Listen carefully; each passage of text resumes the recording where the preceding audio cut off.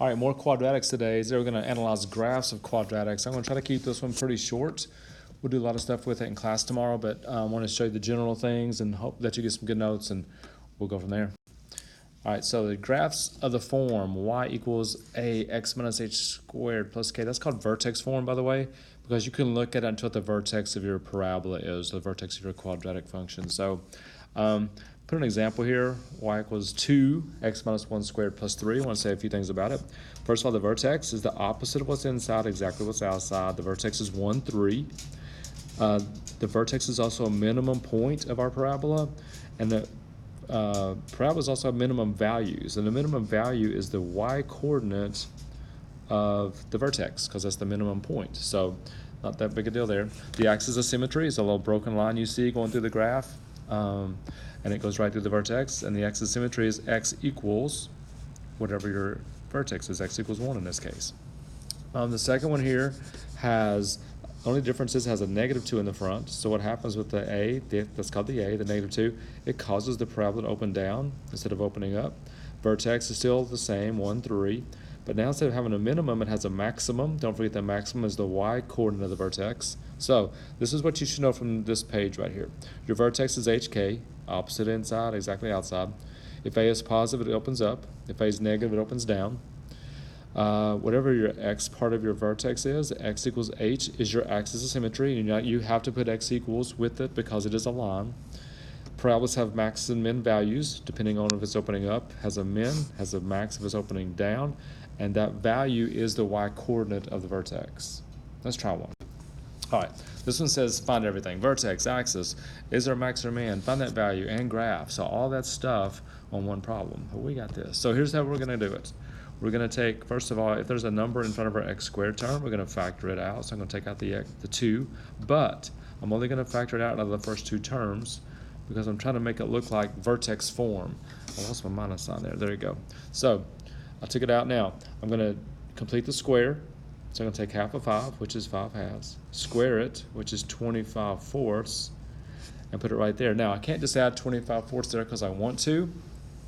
So I also have to subtract it out from the same side, but it looks like 25 fourths, but it's really not 25 fourths. It's really 25 fourths times the 2 that's in the front.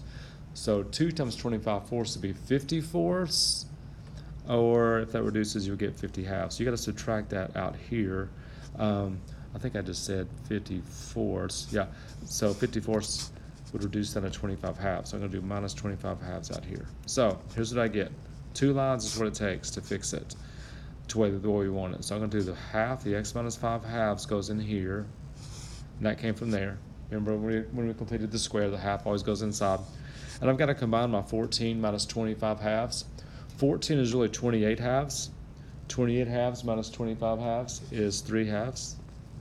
And that's your vertex form. That's not an answer, but that's vertex form. Now I can give my answers. My vertex is going to be the opposite of what's inside, exactly what's outside. My axis of symmetry is going to be x equals, don't forget x equals, and it will go right through your vertex, so it's x equals 5 halves. Because my 2 was positive in the front, it opens up, which means it has a minimum, and the minimum value is the y-coordinate of the vertex, so everything comes from the vertex. And last thing it says to do is graph it, so if I'm going to graph it, I'm going to draw a rough sketch right here because I did not put a picture of a coordinate plane on my video. I'm going to go to 5 halves, 3 halves. 5 halves is 2.5, 3 halves is 1.5, so I'm going to go to right there for my vertex, and my parabola is opening up. And for today, that's probably about what we would do with them graph-wise. I'm more interested in the stuff that you got from the equation than I am actually looking at your graph. All right, there's one more way to find the vertex if you didn't like that way, and that is you can do this. You can say x equals negative b over 2a. So basically I'm going to do the same thing with this problem, maybe add a couple things like the range and increasing and decreasing, but I got to find the vertex all the time. So what this tells me is, and I think you might remember this from Algebra 2, you can find the x-coordinate of the vertex, but it's working out negative b over 2a. In this problem, my b is 14, so I'd put negative 14. My a is negative 1, so I'm doing 2 times negative 1.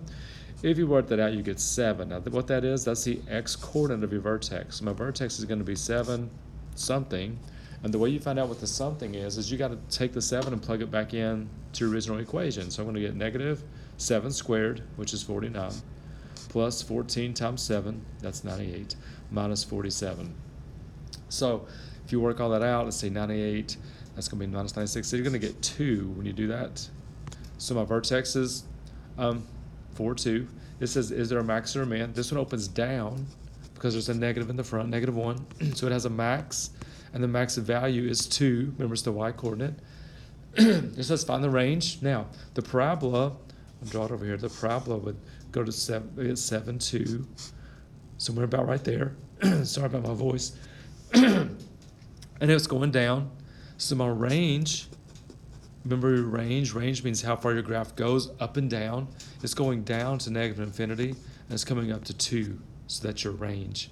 Where is it increasing, decreasing? It's increasing from, remember, read left to right. It's increasing from -infinity until it gets to 7.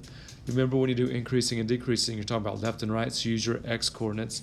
And it's decreasing once it gets from 7 until it goes forever. Decreasing forever once it gets past 7. So that's a lot of stuff in like 2 or 3 slides, but it's really everything you need to know. So we'll come in tomorrow and work on them like we always do. Look forward to seeing you, and see you then.